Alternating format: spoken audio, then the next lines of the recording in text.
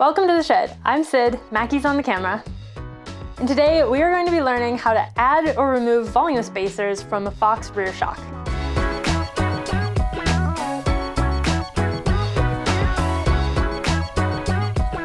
For a washer that's round, it doesn't slide very well. For this task, we will need a shock pump and the correct volume spacers for your shock.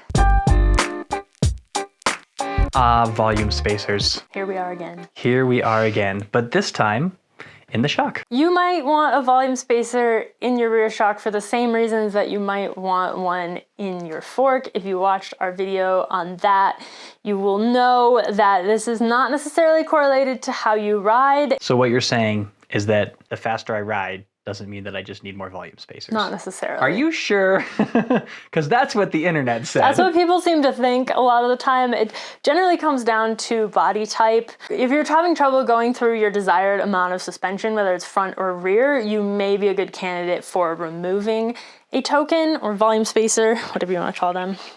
They're pretty. If you, on the other hand, find yourself bottoming out a lot more than you would like and you're running your pressure higher than you would like for small bumps and normal trail riding just to keep yourself from bottoming out on every decent sized hit, then you might be a token. You might be a token. You might be a good candidate for adding a token, and that's the same front or rear. Do you want to explain just basically what tokens do, how they work? Yeah, I mean, to be honest, this is where I usually get confused. They're basically taking up space on the air side of your fork, which changes the way that the fork ramps up. So it means that the more tokens you have, the faster it gets stiffer, basically. It's not a hard thing to articulate. It is. Like the faster, it gets you faster to the spot where it then slows down how much travel you're going through. Yeah, I mean, the better way to think about it is like, think about air pressure. If you take up space with a solid object, right, there's less space for air. Yeah, so you can run the same pressure and have it ramp up more quickly. Because the air pressure is increasing more quickly because there's less air in the system. That's why you want to add a token if you are blowing through your travel a lot, because then you're taking up more space in there. So it's going to increase the pressure faster. Yeah. Yeah. And the opposite, if you take out a token. But I think if that is confusing to you, like, you don't really need to worry about it unless you are having, first of all, unless you're having these issues. And then even if you are having those issues, you don't really need to like understand the physics of it to add or remove a token. That's true. As we said in our fork token video, we do recommend spending some time setting up all of your suspension settings before immediately thinking that you need a token or you need to remove a token. So put a link right here to our suspension playlist where we talk about setting up your rebound, high speed and low speed compression if you have it, and your air pressure to get started. And if you go through all of that and you're still having issues, then start thinking about tokens.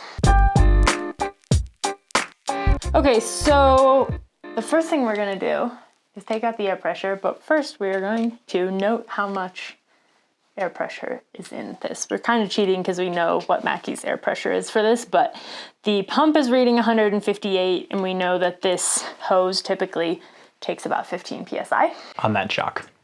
On this shock, yeah, because we literally just did this. Got it. But what you can do if you don't know that is take the measurement when you first put the hose on, then take it off, then put the hose back on and see how much is lost. And then add that to your original measurement. We've recorded it, we know how much air Mackie will put back in. Now we're going to take it all out. Yuck. I'm gonna be really thorough because the last time I did this, it kind of like exploded on me and I didn't like that. Okay, I didn't expect that to happen. So this bike has these cables in the way, which I think we can do it with them there. Oh boy. Do you want a rubber tire to hold on to it with, to twist? Something might be good because its problem is it's greasy now because of our previous. Tube is what I meant. There it goes. I thought this was gonna be really hard. I'm just hoping it doesn't explode and smash my hand. Let's put a rag down at the bottom so that if it does explode, it doesn't hurt the frame. Well, and ideally, so that it doesn't go anywhere would be good.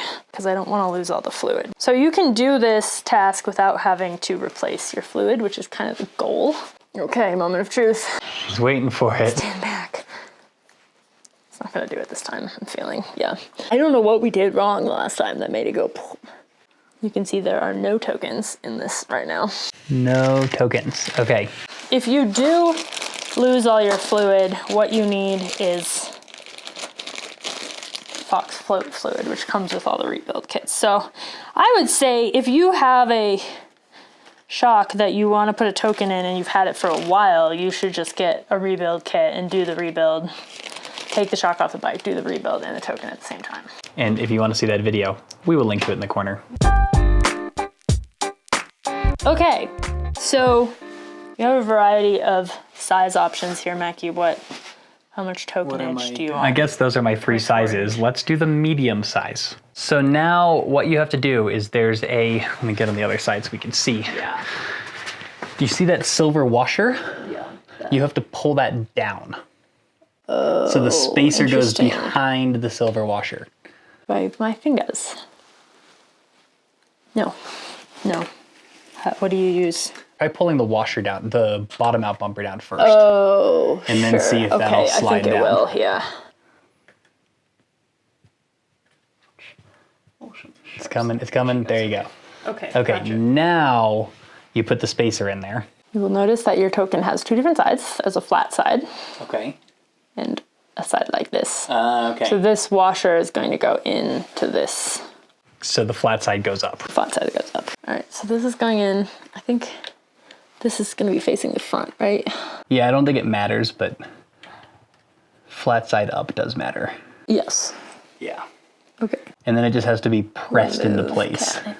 Okay. Which is the hard part, apparently. See if you can push it like both sides at the same time as opposed to one side in and then the other side. You know what I mean? Like this? Yeah. So it's going in kind of flat. There you go. Nice. Okay. Well, if that's difficult, don't worry about it. It's okay to be supposed to be difficult. Yeah. Well, supposed to might not be there quite the right. And you slide up the metal thing. For a washer that's round, it doesn't slide very well. Requires a very light touch. Okay, and then that guy's going right into the circular part. And then our bottom out bumper is right there. Okay, and then those get pushed all the way up. So now we are going to pop the bike off of the stand. Might try to push this up just enough that it won't spill everywhere. And then we're going to pop this off. Okay, so I'm going to compress this basically because then it's a lot easier to screw on. Or it's possible to screw on.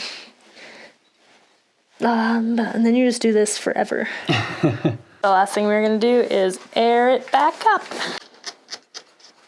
And if you, for some reason, fiddled with your rebound knob, you should put that back the way it was too.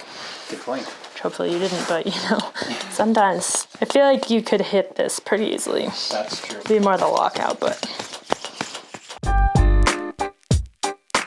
And this is how to install a volume spacer in 1 minute. Start by recording the shock pressure, then removing all the air. Now grab the air can and unscrew it from the rest of the shock. If necessary, use an old tube or piece of rubber to grip the can. We recommend placing a rag at the bottom of the shock to protect the frame in case the can pops off while unscrewing. Now slide the air can partway down the shaft, making sure not to pop it off the bottom to avoid spilling the float fluid that is inside. Slide the bottom out bumper and metal washer down far enough that you can insert your volume spacer flat side up and push up until it clicks into place. Now slide the washer and bottom out bumper back into place and slide the air can back up. Compress your suspension to make it easier to screw the air can back into place, air up your shock, and you're done.